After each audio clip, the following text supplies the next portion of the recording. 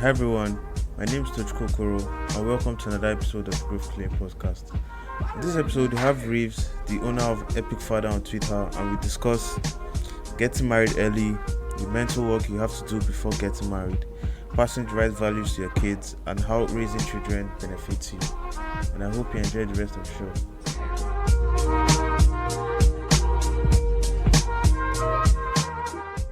Hi, Epic Father. Welcome to the Growth Claim Podcast. How are you doing, man?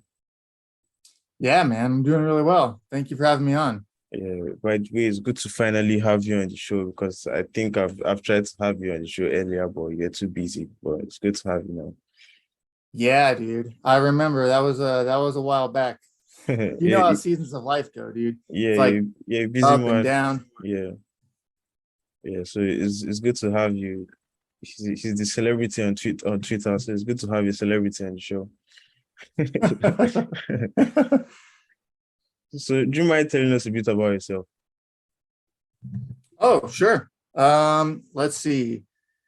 Well, I grew up in the US, and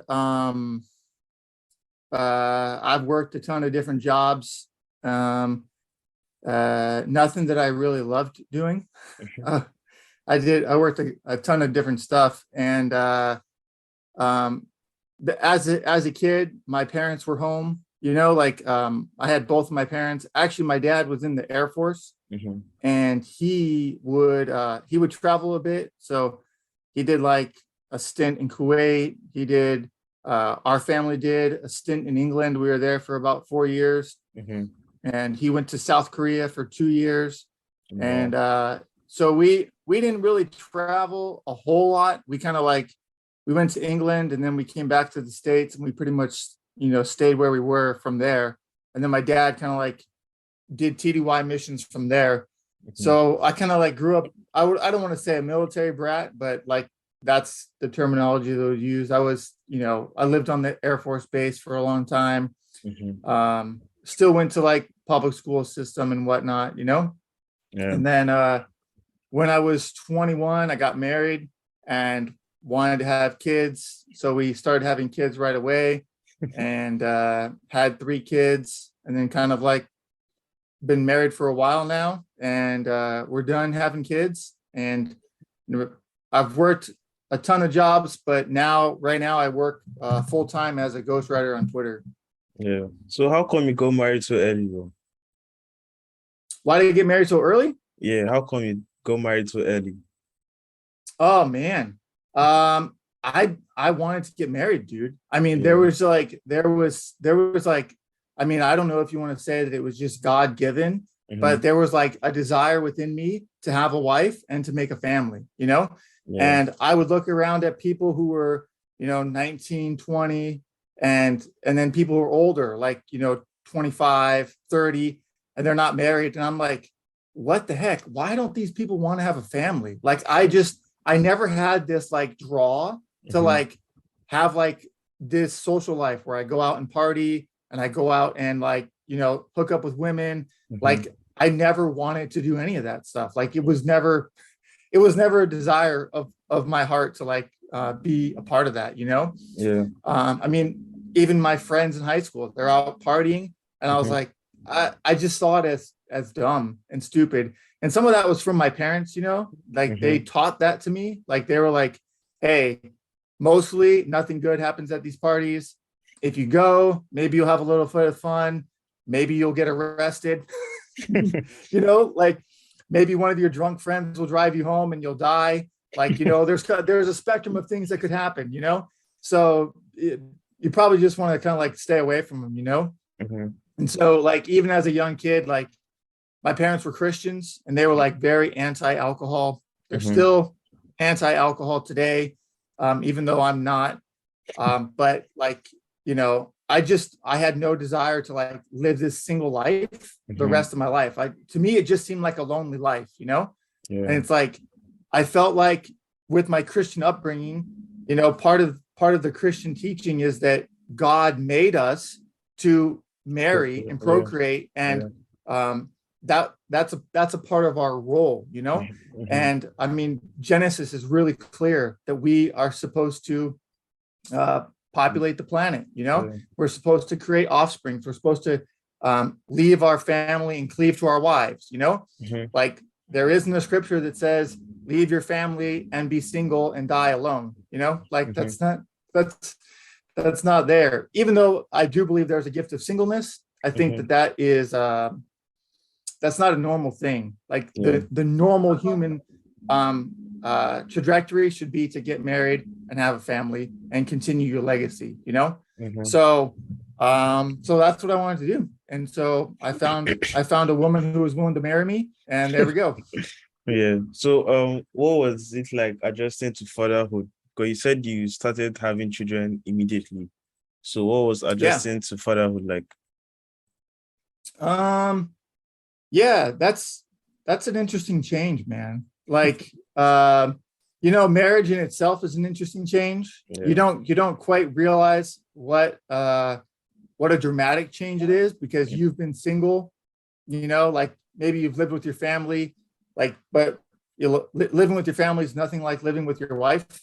So even marriage itself is a pretty big change. But childhood is fatherhood is a really big change, because at least with an adult, like when you get married, you can talk to your wife, you can negotiate stuff, if you guys have a conflict and a problem, you can like work it out, but when there's a baby, there's no negotiating. Like they're hungry and they will cry, and like you can't negotiate them out of it. And so I was really blessed to have married a woman who wanted to be a mother, loved being a mother, loved taking care of the kids. And I kind of like scathed by a lot, like because when I first started having kids, I was working graveyard shift. I was a correctional officer at a prison system, and I worked the night shift. And so all the time the baby would cry in the night, my wife would get up and take care of him because I wasn't there. I was working, and then I would come home and I would sleep, and she would take care of the kids and keep them quiet and play with them and take them out and do whatever. And then I would wake up and I would play with the kids and have fun and eat dinner and stuff. And we put the kids to bed. And then, but fatherhood completely changes everything, dude. It completely changes like the whole orientation of your life. At least it should, like I do know people that have kids that live like they're single. And that's, our modern society allows for that, right? Because daycare is an option. Sometimes if the grandparents are nearby, you can just drop the grandparents off. You could hire an in-home nanny, right? Like all that stuff is possible where you can just kind of like live your single life and just hire someone to be a nanny, But for me, that was not an option. That would never be an option. I didn't have the money to do it. And even if I had the money to do it, I love my kids so much, So there's the thing about a kid is, like you have to keep them alive, and that takes a lot of work. Like you have to keep them alive, like you have to make sure you feed them. You have to make sure you clean up after them. Like, so you have to like, I don't know if it's the best way to say it, but your whole life, your whole world, like shifts from whatever it was to keeping this baby alive. You know what I mean? Yeah. And so like every single minute is like focused on, and it doesn't change. Like as they get older, like, and they can walk, they can like put their fingers in outlets, and they can like, they could find something and hurt themselves. They can swallow something. Like you're constantly like concerned that this baby might die. And so you want to keep them alive, Yeah. So, and then you have to train them, right? Like you want to teach them your morals and your values as they get older. And so like, you can't do that accidentally. You have to do that intentionally. Right. So it's a complete shift, man. Like you can go even in marriage without kids, you can have like kind of like a selfish marriage, where it's like kind of like self-centered, and maybe it's just about you or whatever. And like you kind of like a lot of couples now, they'll just be like the two of them. They're like roommates. They're like glorified roommates living together, which is terrible, but that's the way that it is. But even if you go from that, even if you go from glorified roommates to kids, to having a kid, your whole life changes, man, because you have everything centered around the kid. And so, like, if you want to be a responsible parent, then you have to adjust your bedtime, right? Because you got to get the kid to bed. Babies nap throughout the day, so you have to understand their nap schedule. You have to pay attention to what they're eating, because you want to be feeding them the right foods, and some foods bother them. You find out that they have allergies and they can't eat certain things, you know? And I mean, it's like this road that you could never really learn about without actually going through, you know? And so I put out a controversial tweet the other day it was something like, don't take parenting advice from non-parents, and don't give parenting advice to people who don't want to listen to you. It was something like that. I can't remember exactly what it was, but it was something like that. But, you know, there's plenty of people who are like, oh, non-parents, they know stuff, you know? And it's like,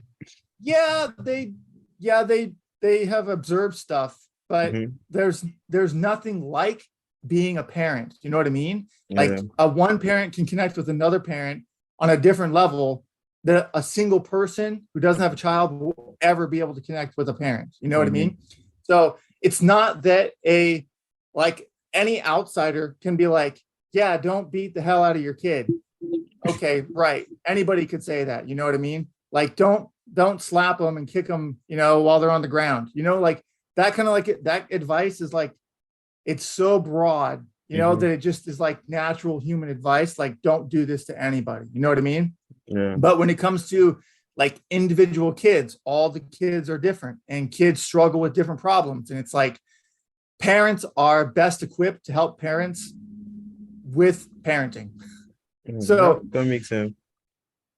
So for me, I still stand by that tweet. I still say, you know, be very careful. You know, I've seen so many non-parents change their tune when they become parents, right? Yeah. Like, they're like, oh, I would never do this. I would never say that. I'd never let my kid eat this, blah, blah, blah, blah, right? And it's like, yeah, then once they get a kid, they're like, yeah, the only thing I could get him to eat was macaroni and cheese. So he's been eating it for 3 weeks. It's like, yeah, you're right. Yeah. That happens sometimes, and it's not the end of the world. It's like, it's actually okay, you know?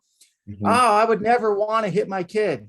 Oh, until your kid does this. And then you're like, oh, if I could hit you right now, I would hit you, man. But I know I shouldn't, so I'm walking away, right? Oh, I would never want to do that. No, dude, wait until you have kids, and then you'll find out. So the non-parents, they don't like to hear that, you know. Most of them, they want to just feel like they have it all together, you know. They know, and when they're going to be parents, they're going to be the best parents. Yeah. So what do you think are the mental work you have to do before having kids? Or do you dude, that's a good question. So, like, there's a couple things I would say as far as mental work goes, like, before having kids. Like, I don't think anybody should have kids who doesn't fully understand their own personal values. All right. And I talk about this a lot on my Twitter account. The necessity of having your values in line, having your values set up, you know. Like, I think so many people, if you just are on Twitter for a while, you can figure out that people are looking for the perfect parenting style, right? They're like, ooh, is it peaceful parenting? Oh, is it this or that? Or what system should I be using for this or that? Yeah. And to me, most of that stuff is infinitely less valuable than knowing your values and being able to pass them on to your kids, right? Yeah. So I think the biggest mental things you have to do is like figure out your values. Like, you need to figure out why you are on this earth, why you're living on this planet, what mission you're trying to accomplish, and how do you bring your kids along in that mission, right? And so one of the worst things that has happened with a lot of the modern world that we live in, especially with public school system and people delegating their children out to daycare and whatnot, is values don't get passed down, right? Yeah. Because you're not homeschooling your kid, So the teachers are teaching them their values, right? Which we can see that libs of TikTok is exposing a lot of the liberal agenda that's now in the American public school system. And most of the parents are upset because it's like, hey, these aren't my values, but here they are. These liberal people are passing on their values because they're happy to do it, right? They're going to pass their values on to your kids, especially if they're like homosexual or lesbian or whatever, and they're not going to have kids, and they can't pass their values on to their kids, Oh man, they'll love to pass their values on to your kids because they're there, right? And they're impressionable, right? Yeah. So I think the number one thing is to know your values and be able to pass them on to your kids. Because like ultimately, the way I see it, your legacy is left through your values. All right. Your legacy is left through your values. Because when you die, your kids are going to remember the things that you taught. Like who like I can't even name go back 2 generations, and I can't name most of those people in my lineage. You know what I mean? But a lot of my family have been Christians, and they've passed down Christian values throughout the generation, right? And so we continue to pass down those values because we believe that they're the most important thing we can give to our kids. So your name will be forgotten. Your kids are going to die, and your great grandkids are going to think of you as grandpa, and they're not going to know anything except for probably the values that you lived out in front of your kids and your wife, and the values that you passed down to your kids. You know what I mean? So people talk about leaving a legacy. I know there's a couple like legacy accounts on Twitter, and I do think that there's a financial legacy that you can leave for your kids. Obviously that exists, but I think that financial legacy hinges on the legacy of values that you pass down, right? Like you can spoil that financial legacy in one generation if those kids want to just use that money for a whole bunch of nonsense, right? So I think ultimately we leave our legacy through our values, and if you don't figure out what those are, like, you shouldn't be having kids, because this is what happens, dude. No matter what, you're passing values down to your kids. No matter what, you're passing them down, and you're either intentionally passing down values you want them to know, or you're unintentionally passing down values that are garbage, right? Like they see you lie, they see you cheat, you never talk about it, right? Like, have my kids ever seen me lie before? Yes, they have seen me lie before. And you know what I've done? I've apologized to them, and I've apologized to the person I lied to for doing that, right? So am I passing down a value that says lying is okay? It's like, no, I'm passing down a value that is, I've made a mistake. I sinned, I lied, and this is what I'm doing to make that right. Okay. So I'm not teaching you to lie, but you know what's going to happen? You are going to lie. It's going to happen, dude. You're going to lie to people. And you know what? You need to make that right when that happens. So what's going to happen in the converse? People are going to lie, and then they're not going to teach their kids like, hey, I shouldn't be doing this. I shouldn't have done that. I'm sorry. It was my mistake. I'm going to keep doing better, right? I'm going to repent towards God and ask for forgiveness, right? Those values aren't going to be passed down because they're just living in front of them. They're just living. And that living is passing down those values. And some of them are going to be bad, and they're going to be terrible, and their kids are going to pick them up, right? So I think that either way, you're passing down values. The most important thing to do is figure out those values so that you can pass down the right ones. And then you have to course correct, right? You have to freaking course correct on a regular basis, because you're not going to live out your own values perfectly. You never will. You never will. You know what I mean? Like my wife and I, we've gotten in arguments in front of our kids, and we've said things that we didn't like. We said things we shouldn't have said, And so later we apologize to each other for saying those things. And we go to our kids and say, hey, you know what? You heard us say this and this. I shouldn't have said that. That was wrong. I shouldn't have talked to your mom this way. That was inappropriate. My wife goes to the kids and she says, hey, you know what? We had this argument. I said this.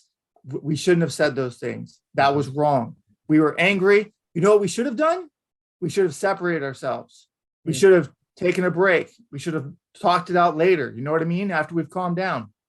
So I don't want to ever unintentionally pass down this value where it's like, oh, I saw my dad argue with my mom and he said this, and that's acceptable. And I want to pick that up, you know? Like I want my kids to go, man, my dad made mistakes, but he taught me how to fix those mistakes when I make them, right?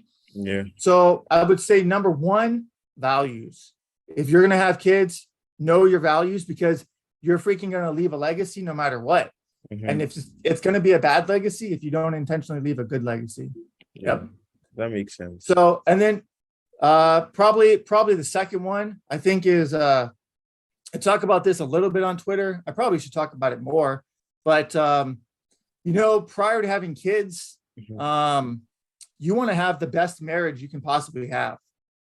You know, like there's so many, one of the things I hate that's kind of like a norm in the United States is like, especially young people, they'll make a baby outside of wedlock, you know, and then their parents are like, oh, gotta get married. You made a baby, gotta get married. And then they get married, you know, they're like 17, 18, whatever, they're young. And it's like, well, just because you made a baby doesn't mean that you should get married to each other. Because if that marriage doesn't last, it's going to cause a lot of problems for the kid.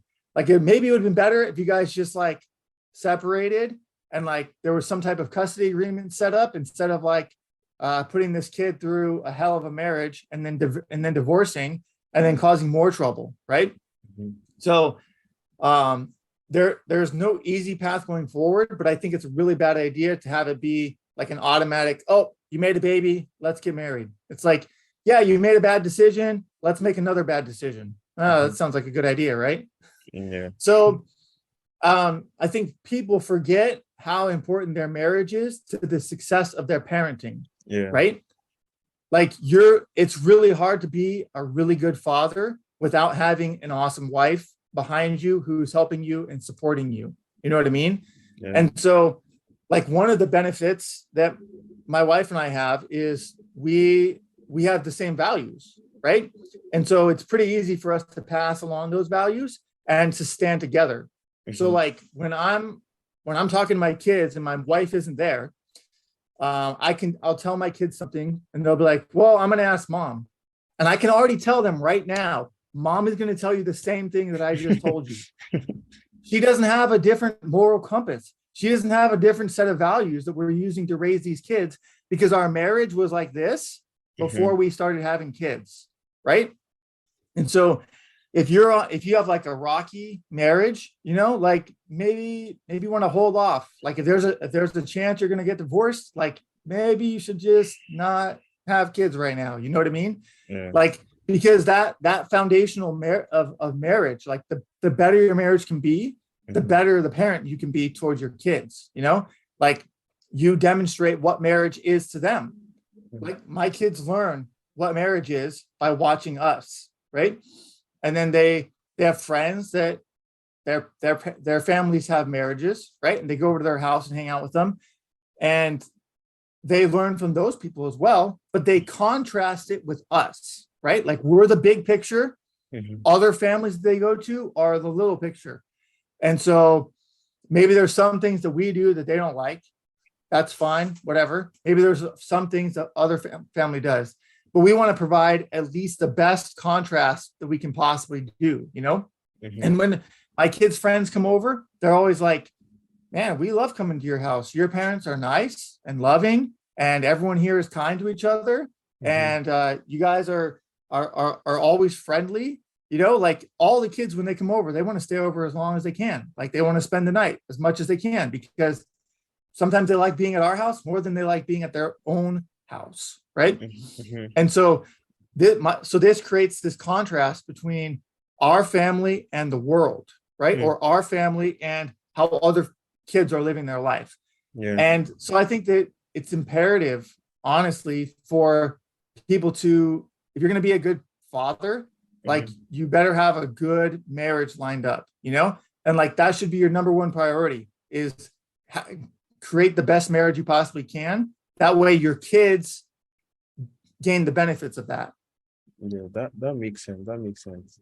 So you know how people put off getting married and having kids till they're financially stable, how they focus on their careers first before they have kids. Yeah, my Yep. question Yep. my question is, what makes starting the family so beautiful that you should do it quickly sooner rather than later? Sure. Yeah, man. That's a really good question. Mhm. So I there's part of me that laughs at this question because one of the biggest mistakes people can make is assuming that they can have kids. And there's so many people now. I don't remember the number. I want to say that it's like 30% or 40% of US they struggle to have kids, right? Like in vitro is a massive industry right now because there's so many people. They have ill health, they're malnourished, for whatever reason, right? There's probably a whole host of reasons of why they can't have kids. They can't have kids. They can't have them. And so first of all, they're going to wait until they're like mid 30s, mid 40s, or mid 30s, early 40s, something like that. They're halfway through their career or whatever it is. And then they find out that they can't have kids, right? And that's a really big problem. I mean, there's plenty of people that are going through it right now. Plenty of people that are living exactly what I'm saying right now. So to just assume like, oh, I'm going to just wait until I'm 35 and then I'll be financially stable and then I can have kids. Nope, that may not be the case. You may not be able to have kids, and it might be your fault or it might be her fault, and it might be something that you can't fix, right? It might be something that, I mean, there's people that do 3 or 4 different in vitro treatments and they never still have kids, right? So I think it's a really big fallacy to just assume like I can just wait and have kids when I want, right? Like it's not a soda machine where you just put the coins in and then the soda pops out, right? So I mean, this is a biological event, and there might be things that are hindering you from doing so, you know. So so that would be my number one statement is you don't even know if you can have kids, right? With the person that you want to have kids. So I would say there's a real danger, and you're definitely putting the possibility of kids in jeopardy. So then you might just have to adopt if that's what you want to do. Or people decide not to have kids, you know, so you have to figure out some other route, or if you can't have them on your own, you know. So that would be the first one. The second one is I believe that kids are super valuable in and of themselves. Like they enhance your life. They make you a better person, right? So